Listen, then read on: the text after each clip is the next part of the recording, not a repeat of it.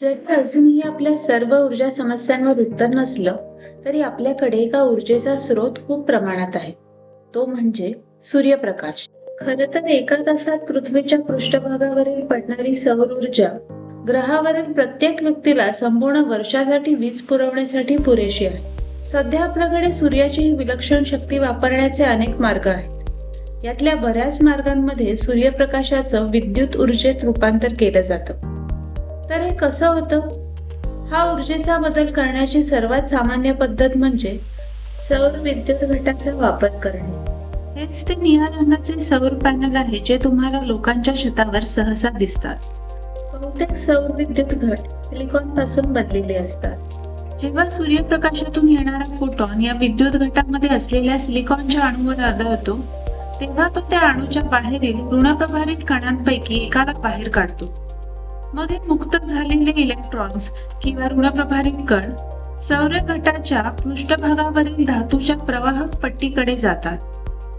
ही पट्टी ऋणप्रभारित कणाचा हा सतत प्रवाह म्हणजेच विद्युत प्रवाह घटाच्या बाहेर वाहून नेते, जेणेकरून तो लोकांना वापरण्यासाठी पॉवर ग्रिड मध्ये प्रवाहित होऊ शकेल.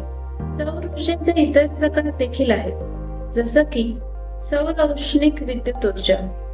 सूर्यप्रकाशाला एका लहान लक्ष्यावर केंद्रित करण्यासाठी मोठ्या आरशांचा वापर केला जातो.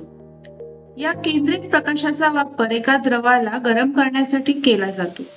तो नंतर पाणी उकळण्यासाठी वापरला जातो आणि त्यातून वाफ तयार होते, जी विद्युत जनरेटरला फिरवते.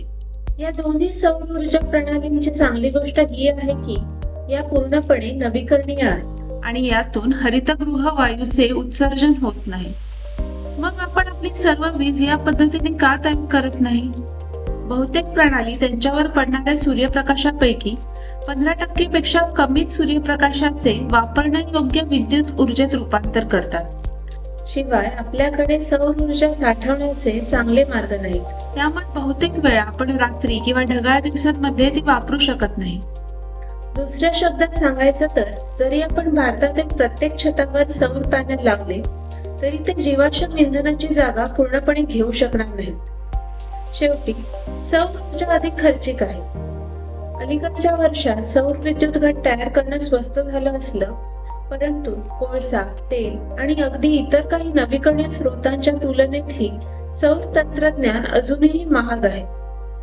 जर आपण या समस्यांवर जसं कार्यक्षमता, साठवणूक आणि खर्च यावर काम करू शकलो, तर सौर ऊर्जा खरोखरच आपण वापरत असलेल्या जीवाश्म इंधनाचा भाग बदलू शकेल.